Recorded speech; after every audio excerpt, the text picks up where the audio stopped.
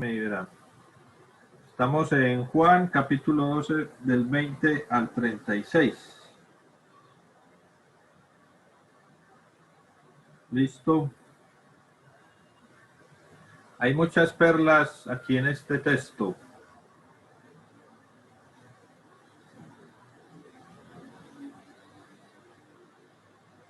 Vamos a resolver algunas preguntas que tenían algunos hermanos.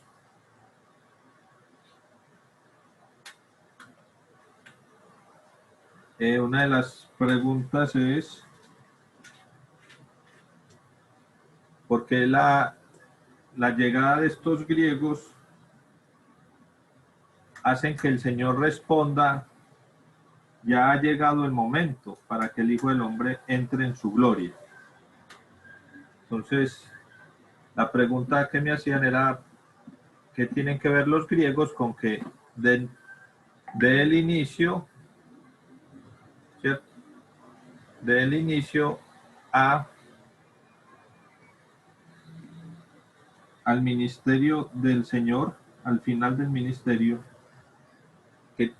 ¿quiénes son estos griegos o por qué eso marca el inicio del camino a la cruz? Tenemos que pensar un momento, meternos un poquito en el tiempo de Jesús y en lo que está pasando, ¿cierto? Entonces, si vemos un poquito, si miramos un poquito atrás, si miramos hacia atrás, entonces lo que vamos a ver es la muerte de Lázaro, correcto. Después vemos cuando ungen al Señor, y vemos ahí unos ecos de que el Señor ya sabe cuando lo ungen y le están diciendo, él dice que que esa unción que le hacen es preparación para su muerte. Entonces uno diría que ahí el Señor ya sabía que se acercaba la muerte, ¿cierto? Pero vemos que eso da inicio a ese acercamiento, pero tal vez en tiempo el Señor todavía no sabe cuánto tiempo es. ¿Sí me entiendo? Él está anunciando de que eso está dando el anuncio a su muerte. Nosotros sabemos que solo le queda una semana, pues porque ya tenemos todo el evangelio, tenemos el paquete ya escrito de lo que pasó, pero si nos ponemos en el tiempo de Jesús, tal vez él en ese momento, cuando lo ungen, él sabía que era preparación para su entierro, pero tal vez no sabía que era una semana lo que le quedaba, porque el tiempo de Dios no lo sabe sino el Padre, no lo sabe sino Él. Así como cuando le preguntan a Él, cuando Él les dice las señales antes del fin y todo esto, ellos le dicen, Señor, ¿cuándo será tu regreso? Y Él les dice, yo sé las señales, pero el día ni la hora no lo sabe sino el Padre. Correcto. Entonces aquí lo que está pasando es que la llegada de estos griegos efectivamente están confirmando de que el tiempo está pero muy cerca. ¿Y por qué con los griegos? Porque el evangelio había sido dado a los judíos, a los gentiles, ¿cierto? Pero tal vez todavía no había alcanzado a toda la población. Y que estos griegos vinieran a preguntar, y la forma en que preguntan, ¿cierto? ¿Qué es lo que están preguntando? Queremos conocer a Jesús. Y ese conocer ahí no es de simplemente ir a verle la cara y lo conocí, es de conocer su enseñanza, de conocer al maestro, de conocer lo que él viene a predicarnos. Y son unos griegos los que están haciendo esa pregunta. Entonces el Señor da como testimonio de que realmente ese tiempo del camino a la cruz ahora sí está más cerca que nunca. Es una señal para él de que su ministerio ha sido un éxito, porque ya ha alcanzado hasta los griegos. Entonces, por eso la respuesta del Señor, cuando le dicen unos griegos te buscan, entonces ahora el versículo 23 que está respondiendo, ya ha llegado el momento para que el Hijo del Hombre entre en su gloria. Ahí él se dio cuenta de que el asunto estaba muy, pero muy cerquita. Eso para responder esa pregunta. Voy a ver la otra pregunta. Creo que habían dos. Bueno, las otras ahí las vamos a ir desarrollando.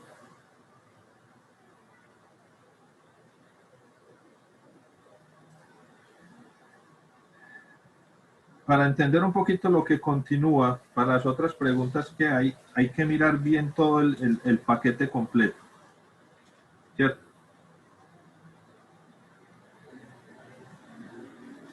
Miren el versículo 25.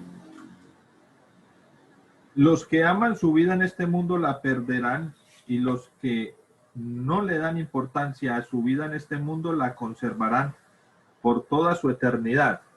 Que era la otra pregunta que me hacían. ¿Cómo así que yo no puedo amar mi vida, sino que tengo que no amarla para poder ganar el cielo? ¿Qué es ese enredo ahí? Si miramos más abajito, el versículo 26 nos está dando la clave, porque está diciendo, todo el que quiera servirme debe seguirme, porque mis siervos tienen que estar donde yo estoy. El Padre honrará a todo el que me sirva. Eso viene también con el contexto de lo que estábamos predicando en el sermón anterior y el de ayer. Si pusieron cuidado al sermón de ayer, cuando les explicaba que el Señor lo veíamos como con gozo, sabiendo que su muerte se acercaba. Y el fruto de ese gozo era porque estaba honrando a Dios al hacer su voluntad. Aquí Él está otra vez afirmándonos esto. Entonces, ¿qué está diciendo Él? Cuando dice, el que ama su vida la perderá, ¿cierto? Cuando dice el que ama su vida, es el que centra su vida en sí mismo, en sus cosas, en el yo, y deja a Dios de un lado, deja a Dios como religión, deja a Dios para los domingos. Dice, esas personas están preocupadas es por su vida y no por el servicio al Señor. Miremos el versículo 26. Todo el que quiera servirme debe seguirme, porque mis siervos tienen que estar donde yo estoy.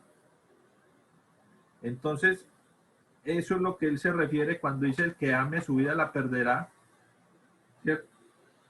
Pero el que la aborrezca o no le den importancia, la conservarán para la eternidad. Entonces, cuando dice que no le den importancia, es dejar de estar tan preocupado por las cosas materiales, ¿cierto? Por todas las cosas que en realidad no sirven, y más bien preocuparnos por aquellas cosas que tienen que ver con el servicio al Señor. No sé si hasta aquí alguien tiene otra preguntita para que vamos desarrollando el texto y ahorita hacemos la aplicación. Yo. Diga, Freddy. Pastor, entonces ¿cómo es en el versículo 26 que usted estaba hablando? ¿Cómo es que tienen que estar donde yo estoy? En el 26. Sí, finalizando el 26, ¿qué dice? Porque mis siervos tienen que estar donde yo estoy. ¿A qué se refiere? O sea, ¿sí me hago entender? Sí, sí, sí. Ese yo estoy, lo vemos en muchas otras partes y es, ¿se acuerdan de los verdaderos discípulos hacen las cosas que yo hago? Como vivir el espejo de Jesús. O sea, si usted quiere seguirme, tiene que hacer lo que yo hago, lo que yo les ordeno que hagan. Ese es el yo estoy. Si ustedes quieren seguirme, tienen que vivir como yo vivo o como yo enseño. Entonces, por eso hay muchos que el Señor les dice ese texto tan fuerte. Señor, pero si en tu nombre echamos demonios, hicimos milagros, y el Señor le dice, yo a usted no los conozco, porque no estaban con el Señor realmente, que no vivían un cristianismo correcto, sino que hacían cosas, sí, de parte del Señor, pero su corazón estaba lejos y el Señor les dice, no, es que eso no es ser cristiano. Entonces, esa parte es muy buena. Ese estar donde yo estoy es haciendo la voluntad del Padre, que tiene que ver con lo que está diciendo antes. El que quiera seguirme debe servirme. Entonces, Jesús está donde, sirviendo al Padre y va camino a la cruz. Y ahora les dice a ellos, si ustedes quieren seguirme, también tienen, tal vez no camino a la cruz, camino a la voluntad de Dios. Y ahí es donde él está explicando ese rechazo a la vida, sino que suena como muy fuerte, ¿cierto? De uno decir como que la vida, pero es la vida en este contexto, ¿cierto? Porque uno sabe que en medio de ese seguir a Cristo hay gozo, hay también placer, se vive bien, no es una vida de sufrimiento, no es una vida de, cierto, de lucha, es una vida de vivir con el Señor, que a veces trae luchas, pero es la lucha con el pecado. El ser humano no lucha sino con el pecado, del resto, lo demás no es tanto una lucha. No sé si por ahí está. ¿Alguien más iba a preguntar algo?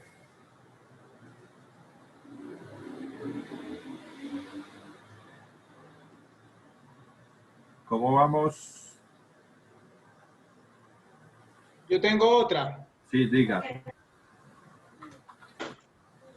Es sobre el versículo, pues, es solamente una, sino que estaba buscando y no me dio tiempo de buscar. Sobre el versículo 27, que dice, ahora mi alma está muy entristecida. Entonces lo dice en forma de pregunta, ¿acaso debería orar, Padre, sálvame de esta hora? Pero él más adelante en la oración, pastor, cuando está, antes de que lo arresten, está orando de que ojalá pudiera pasar esta copa de él. Entonces, ¿sí me entiende? Porque mire, en la parte como lo dice acá, como en forma de pregunta, diciéndole a las personas, ¿acaso él debería de orar de que el Padre lo salvara hasta ahora? Pues precisamente es precisamente la razón por la que vine. Entonces es como que como comparar esas dos partes. ¿Sí me hago entender, pastor? Esa parte es muy buena, muy buena. Porque él está diciendo, esta noticia de los griegos no es una buena noticia para él. Es una, entre comillas, es una mala noticia. Que ya le ha llegado la hora, ¿cierto? Entonces le está diciendo, en este momento yo estoy triste, pero entonces, ¿qué? Me voy a poner a orar para que el Señor quite esto de aquí. Si es que precisamente a eso fue que vine. ¿A qué? A cumplir una tarea que el Señor me ha puesto. Ya está llegando a su final. Humanamente, no quiero ver ese final. Pero es que esa es la razón. Hacer la voluntad del Padre. Y eso es lo que he tratado de explicar en estos dos sermones. Vamos a ver en el domingo cómo hacemos. Y es a veces ese sufrimiento o, o esa angustia dolor, sensación de fracaso, cansancio, tiempo, que a veces el ministerio que tenemos hacia el Señor nos puede producir. Pero cuando tenemos claro que ese es el camino, ese es el camino que debemos seguir, pues entonces se nos aclaran un poco los pensamientos y decimos, no, pues es que esa es la idea, ¿cierto? Esa es la idea, pues, que es correcto. Tiene que ver mucho con esa oración allá en el monte, esa última oración, que es una incógnita porque no nos dicen qué fue lo que oró. Pero mire que aquí empieza esa tristeza. ¿Por qué triste? Pues viendo la humanidad del Señor, tristeza de dejar sus discípulos.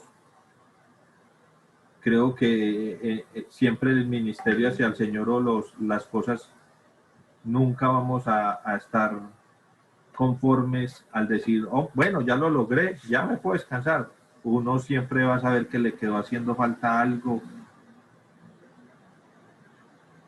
Y todo eso entonces le dice el Señor que lo tiene así. Pero mire lo importante. Entonces le voy a decir al Señor que me salve, que quite esto de mí. No. Aprovechemos ya que estamos en esta partecita para que compartamos un poquito de como de la aplicación y todo esto. Hay que tener mucho cuidado porque es que a veces nosotros le damos palabras,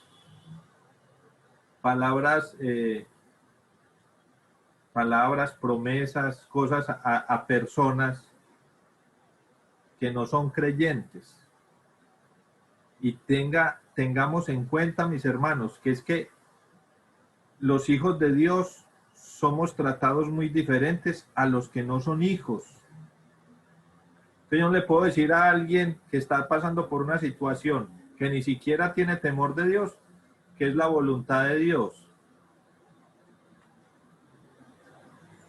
No podemos desconocer que Dios tiene el control de todo, sea cristiano o no, ¿cierto? Eso hay que tenerlo claro. Pero yo no puedo proferir profecía o proferir cosas a personas que no conocen de Dios. Yo sé que si uno de ustedes está pasando por una dificultad o algo, yo sé que ustedes son hijos de Dios y puedo decirle, no se preocupe, que Dios, eso está en la voluntad de Dios, porque ustedes también son hijos de Dios. Pero yo no puedo decirle eso mismo a alguien que no conoce de Dios. No porque sea un castigo, no porque es cierto, tal cosa, lo otro. Sino porque vemos que los hijos de Dios tenemos ese privilegio. Otra vez, no quitándole el poder a Dios de que Él sabe lo que está pasando allá. Entonces, lo que yo aconsejo es, no meta a Dios en esas cosas, ¿cierto? Yo sí puedo decirle, voy a orar por usted, ¿cierto?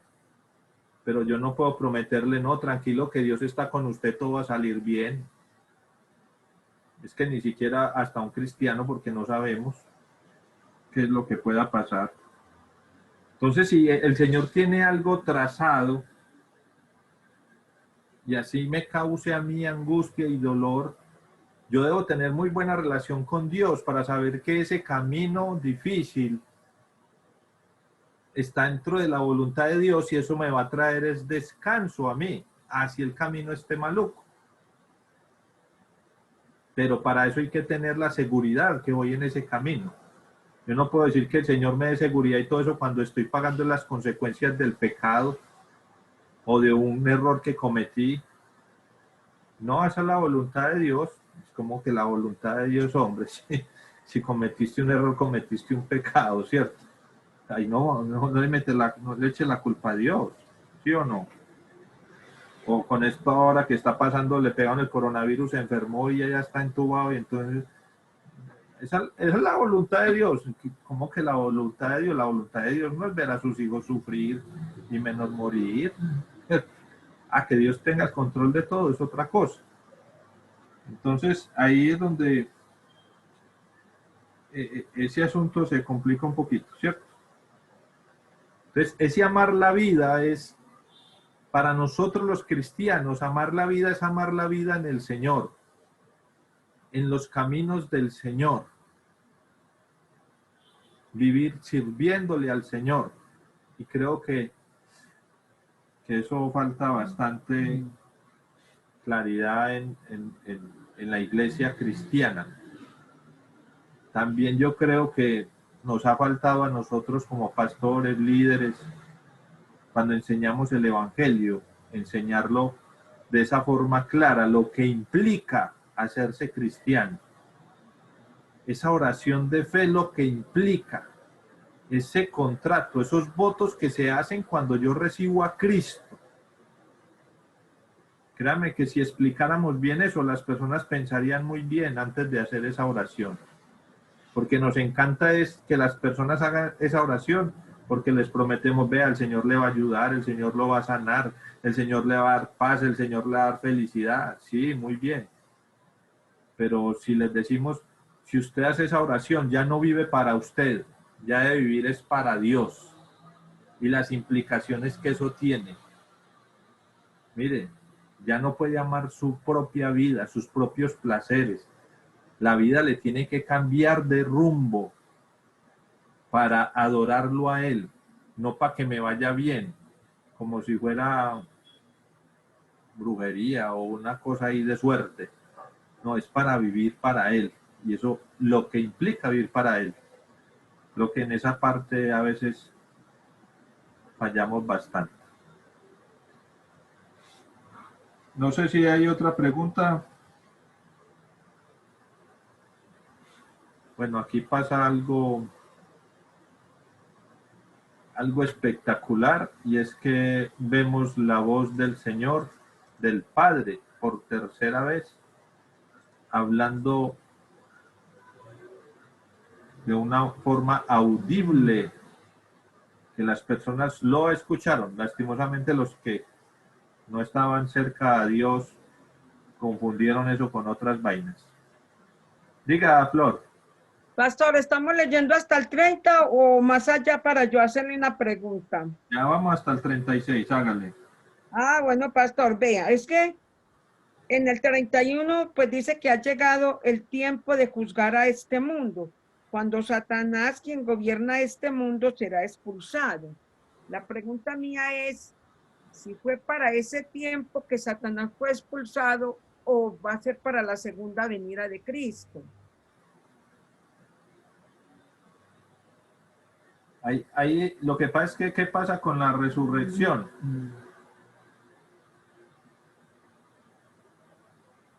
La profecía que está en Génesis, de que Satanás va a herir al Señor lo del talón, que lo va a herir en el talón, ¿cierto?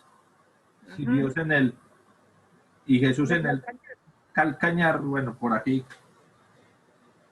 ¿Cuándo se cumple eso? Se está cumpliendo en la resurrección. Porque Jesús está venciendo a la muerte. Entonces el momento de juzgar, ¿cierto? Es con la resurrección del Señor. Porque ahí se vence. Y ahí se cumple también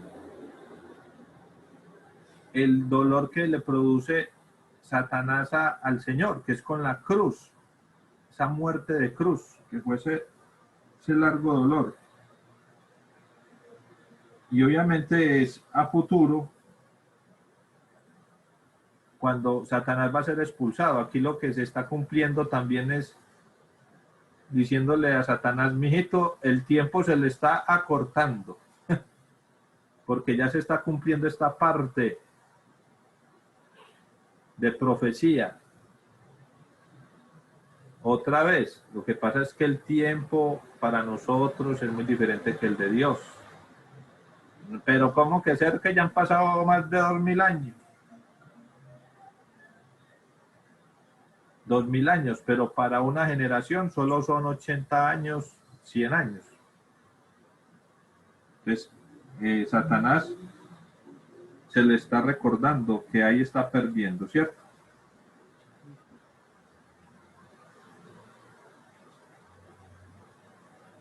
Gracias, pastor. Ahora otra pregunta que hay aquí en el versículo 34, Sí. que decía que la multitud respondió, según entendimos de la escritura, el Mesías vivirá para siempre. ¿Cómo puede decir que el Hijo del Hombre va a morir? Además, ¿quién es este Hijo de Hombre? Porque había tanta duda ahí. Porque otra vez ellos están metidos aquí de que lo físico, ¿cierto? Están pensando en lo físico. Cuando Jesús viene a hablarles es en lo espiritual. Entonces ellos no entendían.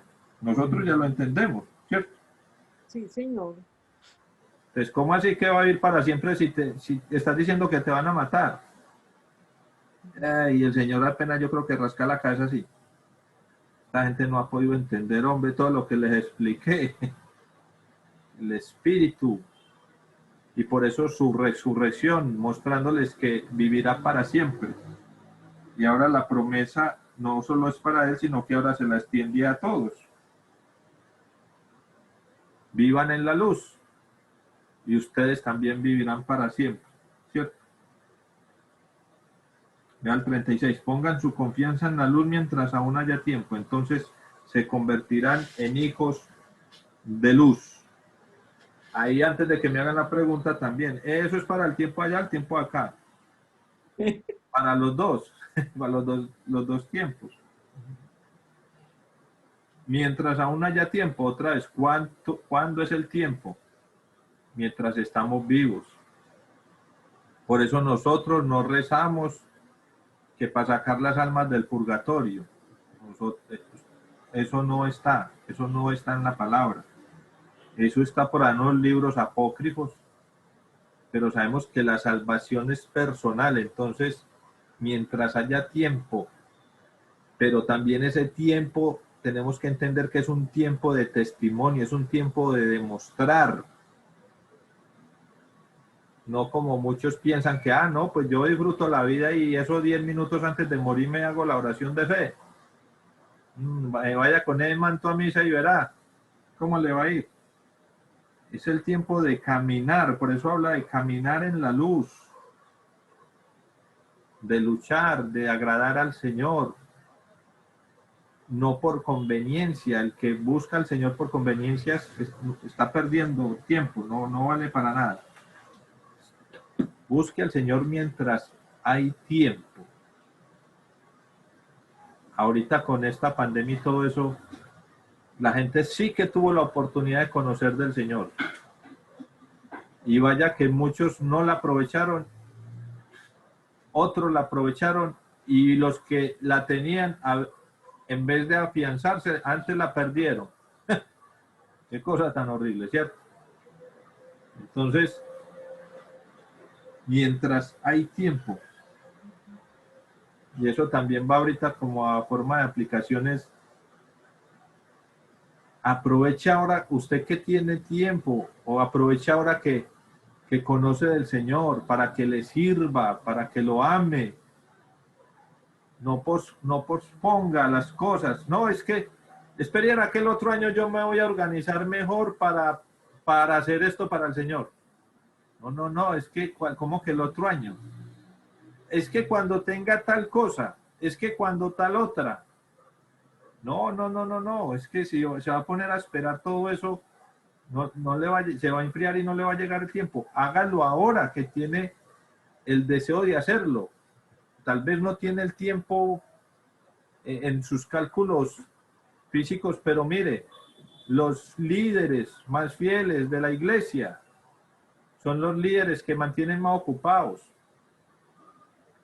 Y cuando están sin empleo y más desocupados, es cuando menos sirven, que pareciera ser al contrario. No, cuando uno está más ocupado es cuando más puede servirle al Señor.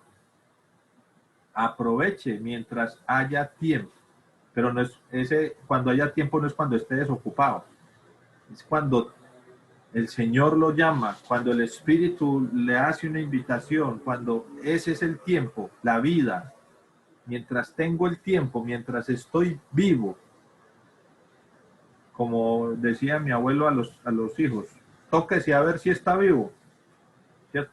Haga algo para el Señor, haga algo para el Señor. Amén.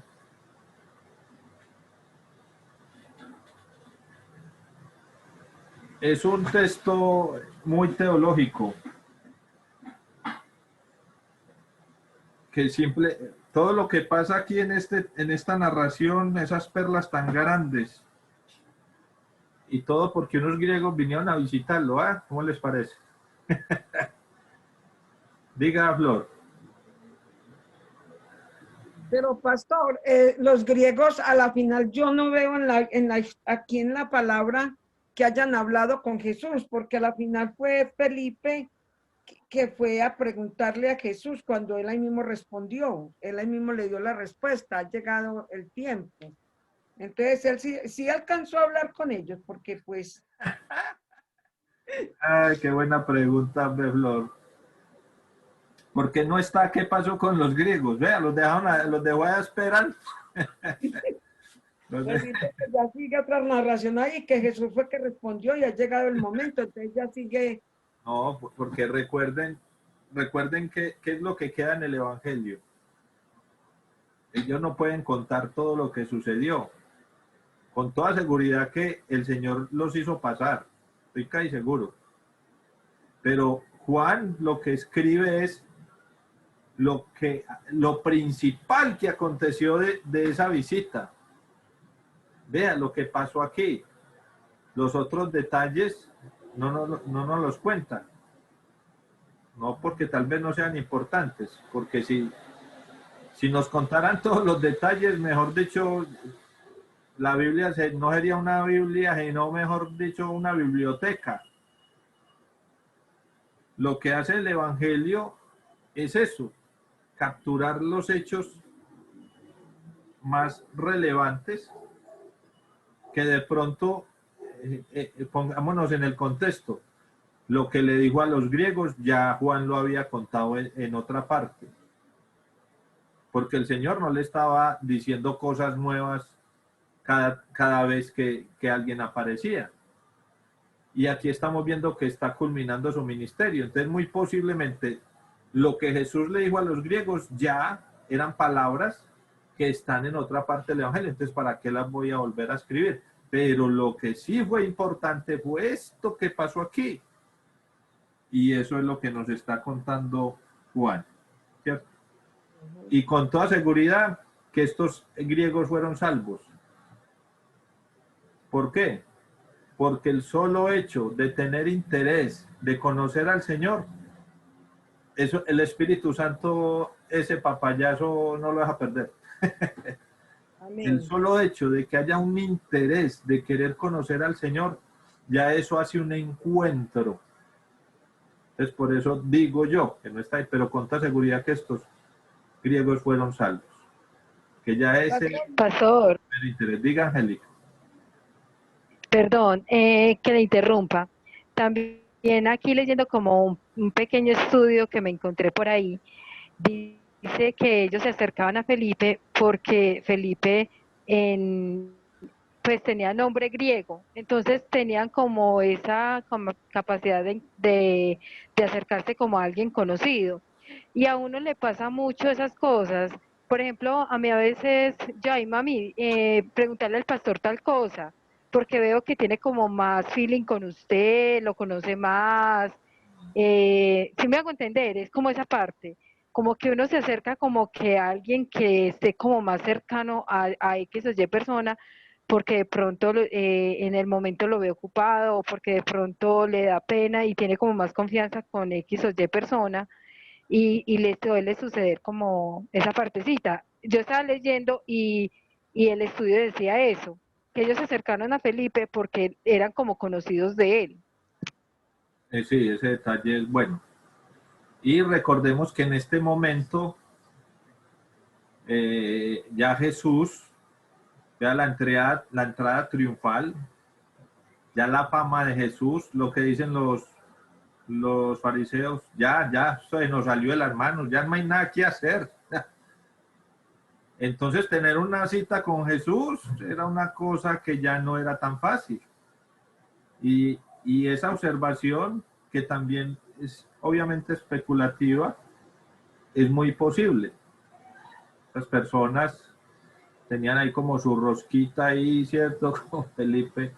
Y por eso miren que ellos no entran sino espere, le preguntamos al Señor. Y fuera de esos griegos, el Señor nunca ha atendido griegos. Pero le sirvió la rosquita. Pero nos sirvió más a nosotros. En el versículo 30. Entonces Jesús les dijo, la voz fue para beneficio de ustedes, no mío. Ahí está el Padre mostrándonos su misericordia. Porque habló de esa forma.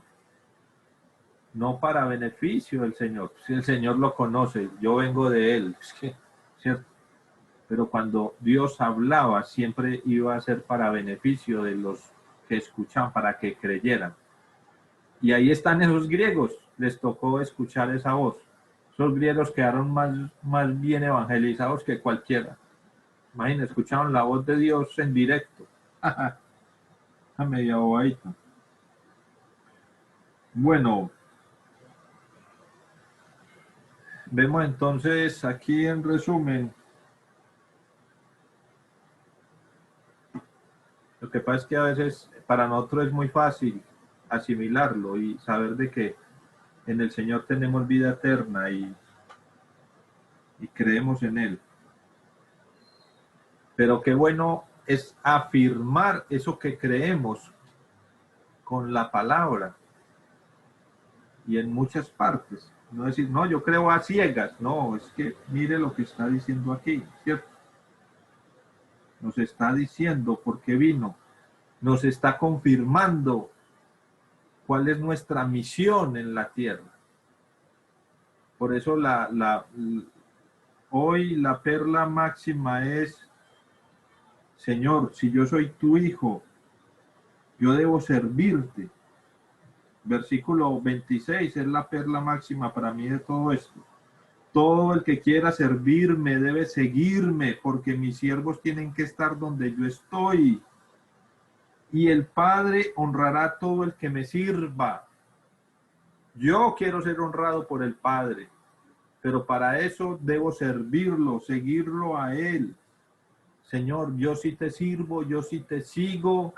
Ayúdame, Señor, a entender esto, porque esto es difícil de digerir.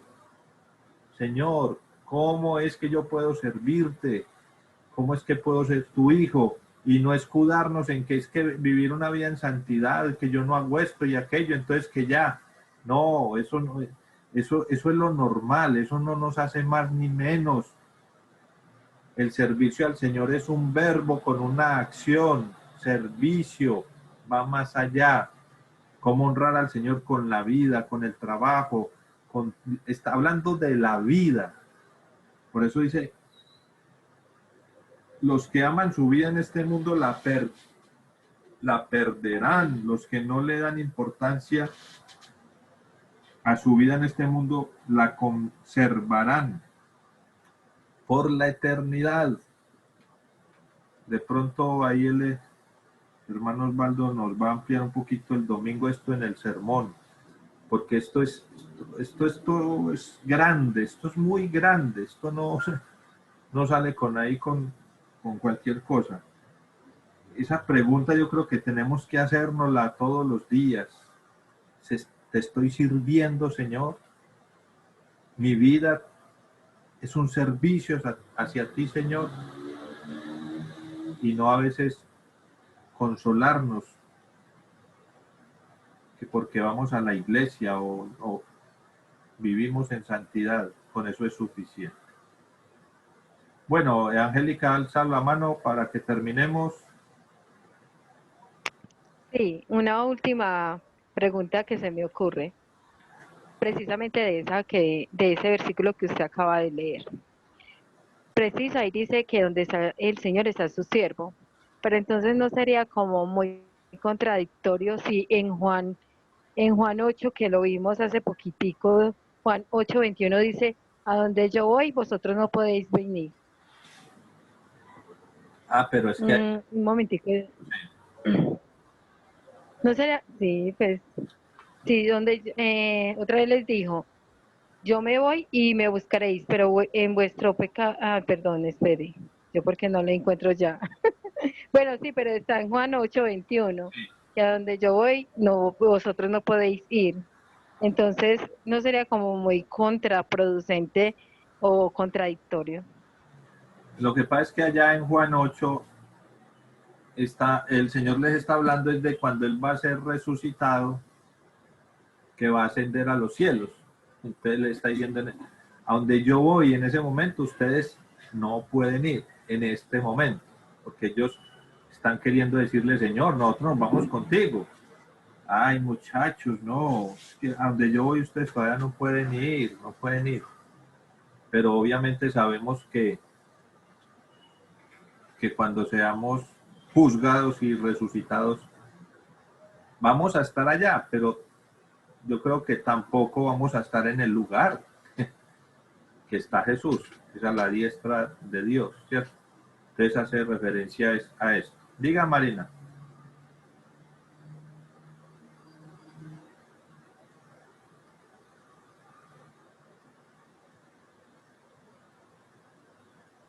Ahí sí, ya. Ya, porque es que de lo que me dice Angélica, aquí mismo dice 8:23, continúa diciendo, ustedes son de abajo y yo soy de arriba, ustedes pertenecen a este mundo y yo no.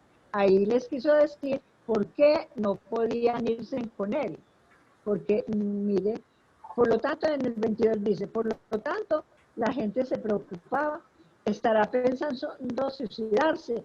¿Qué quiere decir con no pueden ir a donde yo voy? Entonces Jesús dijo, Jesús continuó diciendo, ustedes son de abajo, yo soy de arriba, ustedes pertenecen a este mundo, yo no. Entonces ahí da la explicación, ¿por qué no podemos ir para donde él se iba en ese momento? Eso es lo que sí, lo que la acaba de decir. Arley, a ver, ¿qué iba a decir Arley? Pastor, muy buenas noches hermano, Dios los bendiga. Buena.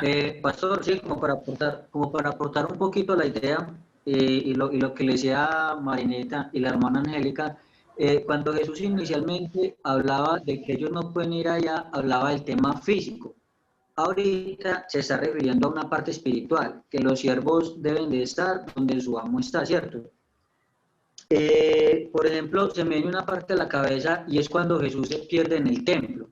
Cuando Jesús se pierde en el templo a los 12 años, que María y José lo buscan, Él les dice, en los negocios de mi Padre me es necesario estar, ¿cierto? Entonces, Él es lo que nos está queriendo decir, como que donde esté yo, deben de estar también mis siervos, es que nosotros también debemos de estar en el negocio del Padre. No enfocarnos tanto como en nuestra vida, en lo que queremos, en nuestros gustos, no tanto en nuestras metas. A veces hay que renunciar a eso. Para buscar a Dios debemos de buscar ante todo la voluntad del Padre en nuestra vida y procurar estar en los negocios del Padre. Más o menos es como eso el tema espiritual. Muy bueno eso, ese recordatorio. Y no, de ese tema, si uno lo quisiera ampliar, hay bastantico. Hay bastantico. Y esa es la pregunta de hoy. Yo estoy en los negocios de Dios. Hemos dicho, ¿soy socio de Dios o no soy socio? Ahí vamos, esta semanita vamos a ir ampliando eso un poquito. Tenemos 3 días que vamos a ampliar para que entendamos un poquito esto. Bueno, mis queridos hermanos, gracias por asistir. Sigan comiendo.